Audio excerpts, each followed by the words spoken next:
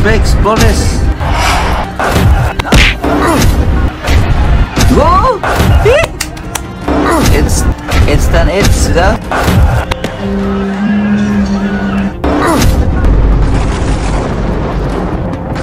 Hindi pa nagtatapos ang banggaan ng Pilipinas versus Japan dito sa mababang timbang kung saan umpisa ng gustong makabawi kaagad ng mga Hapon sa ating mga Pinoy champions.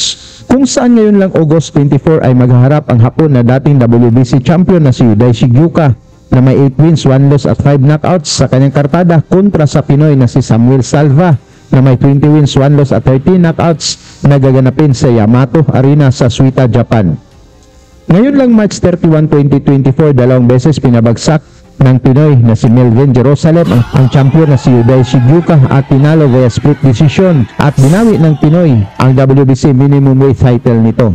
Sunod naman mga tol, ngayon lang July 28, 2024, tinalo ni Pedro Taduran via round 9 technical knockout ang kapatid ni Yuday, ang IBF champion na si Genjiro Shigyuka, at binawi ang IBF minimum weight title nito sa mga laban na naganap sa Japan mismo sa harap ni Naoya Inoue. Whoa! It's instant hits, diba?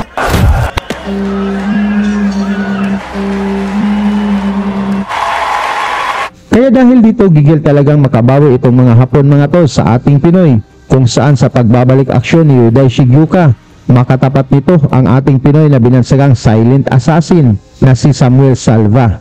Dadayo ang ating pambatong si Salva mga tol upang harapin ang dating hari sa division na si Shigyuka na gustong bumawi sa pagkakabugbog ng kanyang kapatid na si Genjiro sa kamay ng Pinoy na si Taduran, kung saan ay sugod agad ito sa ospital dahil sa tindi ng tama mula sa ating Pinoy at lalo na sa Pinoy na umagaw sa kanyang belt na si Melvin Jerusalem. Ngunit makabawi kaya si Shigyuka mga tol dito sa ating Pinoy na si Salva dahil ang nag-iisang talo nito sa kanyang karera ay nagbula lang sa champion na si Pedro Taduran.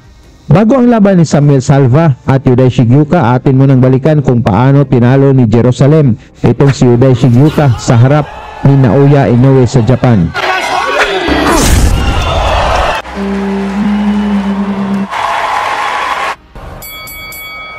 Sa pagbungad ng unang round mga tol, nagsusukatan muna ang dalawang fighters kung saan naka-orthodox stance ang ating Pinoy at southpaw naman itong champion na si Shigyuka.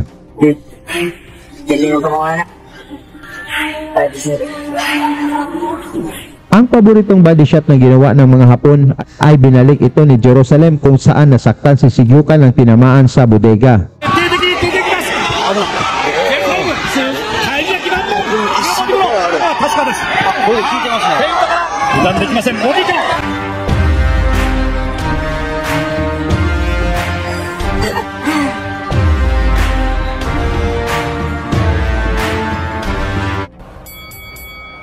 Dito sa ikalawang round mga tol, inatake na ng Hapon ang bodega ng Pinoy, ngunit tumama din ang mga counters ni Jerusalem.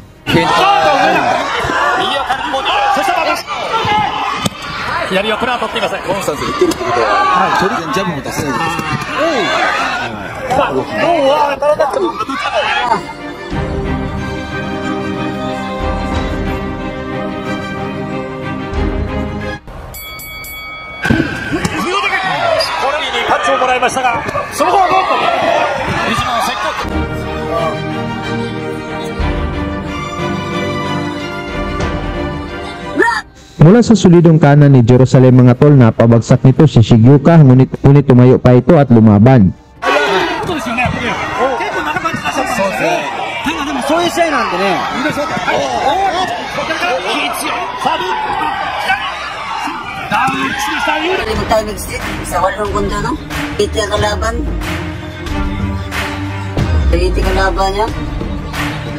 Magaling. Maayos siya. Taas pa na mo.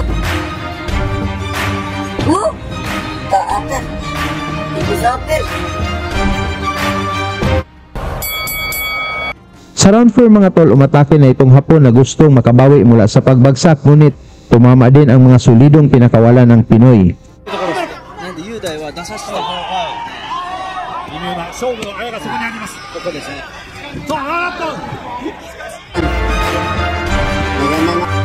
Gusto ang mata mo pa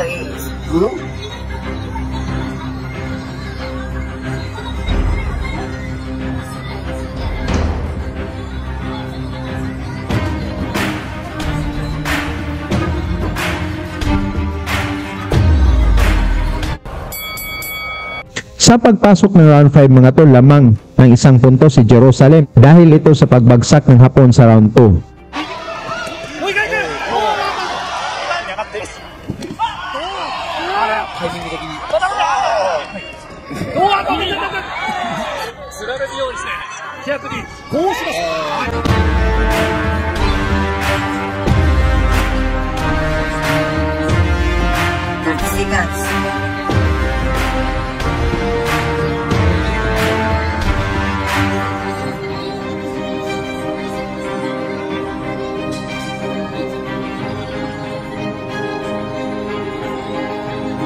Hindi marunong mag-jump.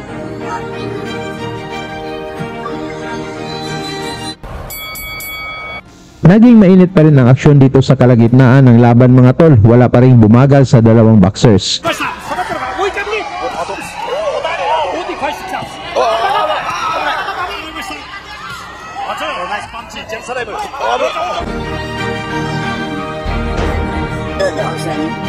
Mula sa atake ni Shigyuka, nasa lubong nito ang solidong kanan ni Jerusalem kung saan bumagsak ito sa pangalawang pagkakataon.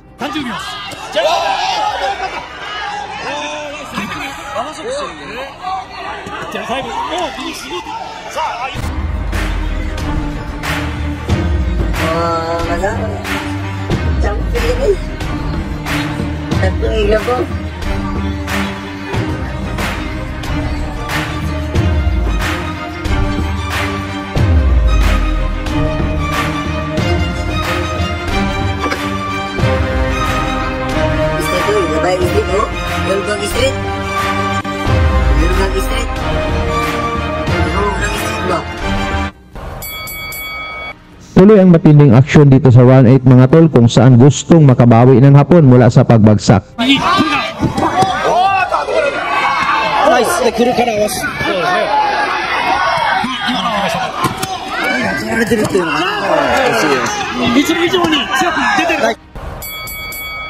Sa round 10 mga tol, tumama ang mga solidong pinakawalan ni Shigyuka, ngunit nagpakita din ng tibay ang Pinoy na si Jerusalem.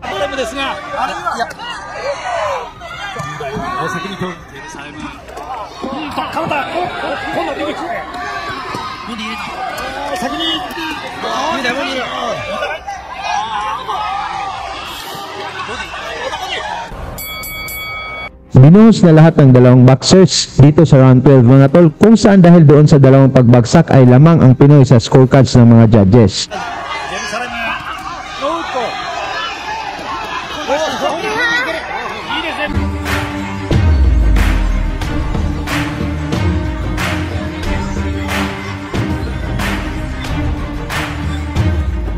Dito sa kalagitnaan ng final round mga tol, gusto nang pabagsakin ni Shigyuka ang ating Pinoy dahil dihado ito sa scorecards.